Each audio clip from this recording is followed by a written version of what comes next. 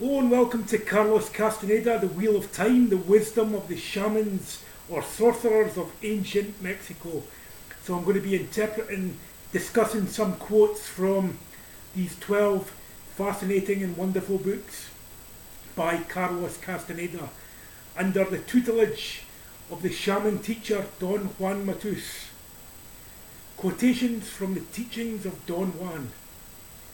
Power rests on the kind of knowledge that one holds. What is the sense of knowing things that are useless? They will not prepare us for our unavoidable encounter with the unknown.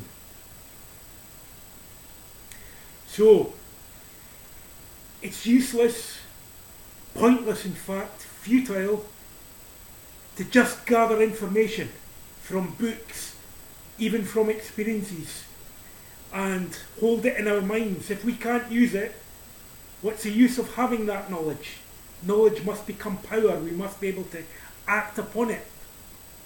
We must be able to make it an energetic fact.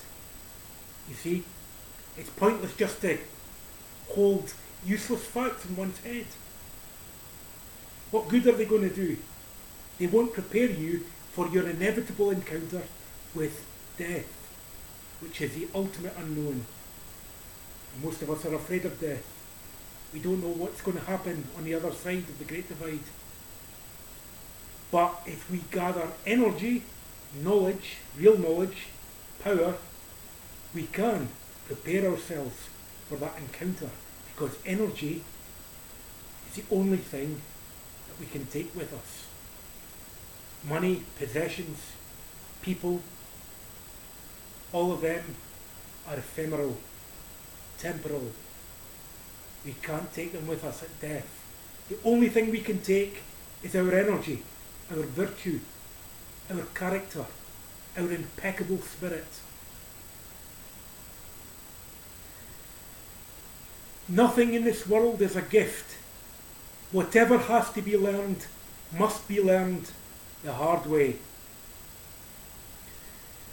Nothing in life is just simply given to us, right? It's not like, these powers, energies, abilities just come to us just like that. We have to work for them. We have to cultivate them. In the same way as a junior doctor has to go to university for 5 years to get a medical degree, and then has to become a junior doctor and then a general practitioner before becoming a specialist. In the same way, an apprentice must become a practitioner, must travel the warrior's path. These things don't just happen by accident, by chance. You have to cultivate knowledge, you have to cultivate energy, you have to cultivate personal power. It's not just given to you by anyone. You might be able to ingest a power plant and gain extraordinary access to extraordinary perceptions and abilities temporarily, but as soon as the drug wears off, you're back to square one. You cannot even recollect it without the energy to move your assemblage point to the required position, you see. So, energy is important, and energy must be cultivated. Energy is the currency of consciousness. So,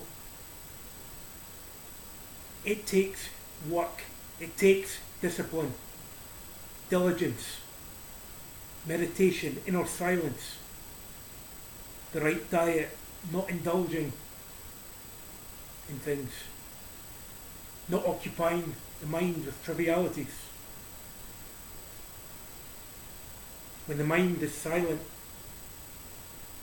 access to the infinite now is attained, where all energy is in this present moment. Free from mundane concerns.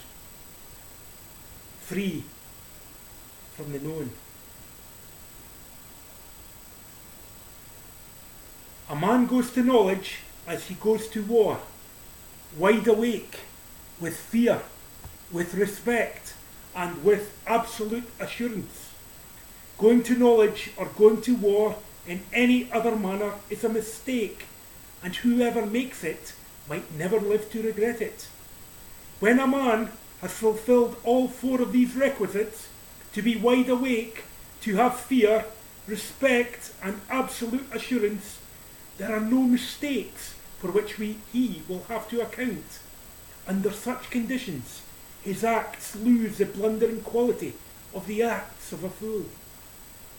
If such a man fails, or suffers a defeat, he will have lost only a battle, and there will be no pitiful regrets over that. So the four requirements on the warrior's path are to be wide awake, to catch that fresh wind of alertfulness, to have that laser beam clarity, and to have fear, because the adversaries that one encounters in the unknown and in Agual are terrifying. Only a fool would volunteer for such a path, you see, because we have no idea of the nature of the adversaries ahead. So, for our own survival, we must have fear. It's intelligent to have fear. Only the fool has no fear, you see, and blunders. It's overconfident, cocksure. All the misalignments of the ego, the blundering path of the ego, full of false confidence.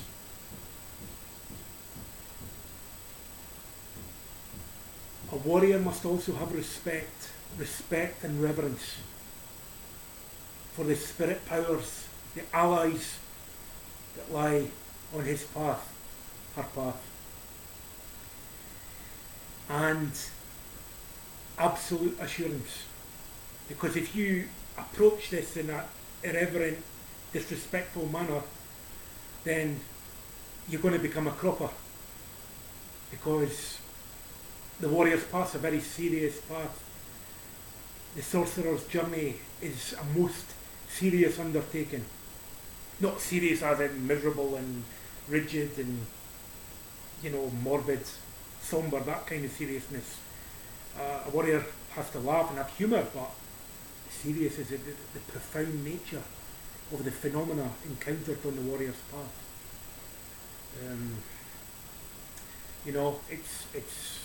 It's a serious concern, it's a very profound matter. So one must be prepared, one must have respect and assurance, absolute assurance, centeredness, the confidence and the humbleness of an impeccable warrior on the path to knowledge. And so, if a warrior suffers a defeat, it's only a battle. One can rise again, be victorious again. It's only a battle. It's not life and death itself. There's always a chance to get up again and fight one more battle. Dwelling upon the self too much produces a terrible fatigue. A man in that position is deaf and blind to everything else. The fatigue itself makes him cease to see the marvels all around him. So the ego has a tendency, the personal self, occupied with daily concerns, the ordinary concerns of everyday life, in ordinary consciousness, in ordinary reality, take up all the energy of the average person, so there's no energy left for the high adventure of the unknown. So the average person tends to be very self-absorbed, concerned with anxieties, worries, stresses, which are all part of the combination of experience in the world of the known, the realm of the known, the realm of the senses, of the mind, of mentation. And all of that consumes the average person's energy. And if we were capable of losing some of that importance, some of the importance that we place on these concerns, and we were able to let go of the ego, of the self-importance, we would gain access to the actual grandeur of the universe itself, the energy that is all around us. And we would gain access to a superordinary perception of the world, because there's no fixed world. You see, the world is just an agreement that man's made, based upon consensual agreements that were fed to us through language, through the foreign installation, the flyers, since the moment we were born. So the world is as everybody says it is, because we have agreed upon it. And if we are capable of, putting to rest these agreements in our mind by silencing the internal dialogue that tells us the world is such and such and so, then we can gain great access to the unknown, which is access through inner silence, the real reality, the way things really are, because there's no fixed world, there's no fixed reality. The world's a modification of consciousness, of awareness. See? So in order to gain access to the infinite now, with the full range and realm of phenomena, entities, spirits, allies, guides and so on, we have to stop the internal dialogue that keeps us in our limited perception of the known universe. See? So moving on down. Every time a man sets himself to learn, he has to labour as hard as anyone can, and the limits of his learning are determined by his own nature. Therefore, there is no point in talking about knowledge, even though that's what I'm doing. Fear of knowledge is natural. All of us experience it, and there is nothing we can do about it. But, no matter how frightening learning is, it is more terrible to think of a man without knowledge.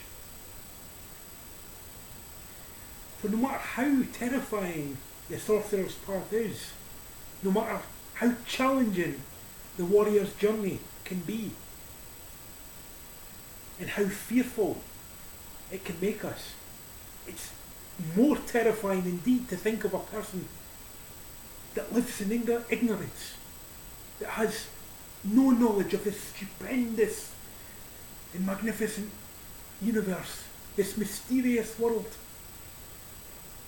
To not have knowledge of that, of the energy and information all around us, is more terrifying.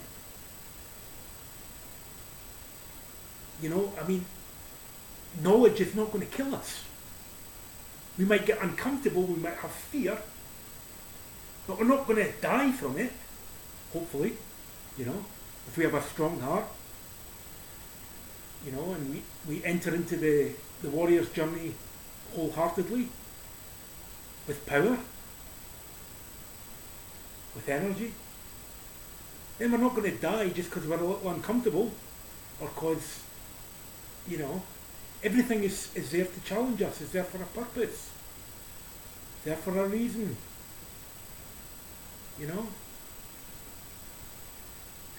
To be angry at people means that one considers their acts to be important. It is imperative to cease to feel that way. The acts of men cannot be important enough to offset our only viable alternative, our unchangeable encounter with infinity. So that no matter what happens in the world of men, in politics, in society, none of it matters in comparison to the infinite whole, the multiverse, because we are multidimensional beings in a multi-dimensional holographic universe of numberless dimensions, of countless planes and realms. You know, just to concentrate on this limited three-dimensional physical universe is tantamount to travesty. It's a travesty. It's tragic that our worldview should be so limited. But if we focus our concerns, if our assemblage points are fixed in the world of concern, that's all we'll see. You know, we won't see the bigger picture, the cosmos. We won't see why wars happen, for what purpose man is put on earth. See? Anyway, as for the introduction, that's all for now. Thanks for listening, and until next time, in spirit, be inspired.